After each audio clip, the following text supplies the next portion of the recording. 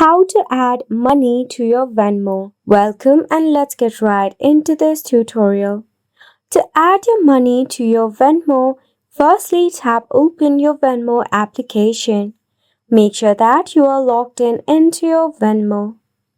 Now at the bottom of your Venmo dashboard, you will see a dollar icon. You have to tap on the icon.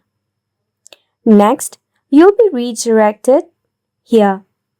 From here, select on the setting gear option that is at the very top, probably in the right hand corner. It depends upon your app version as well. It will list out all of the settings option. Under account, you have to navigate to payment method and click on it. From here, you can tap on add a bank or card option. To add money, you should select a bank or a card. After which, if you want to add a debit or credit card, just select on debit or credit card.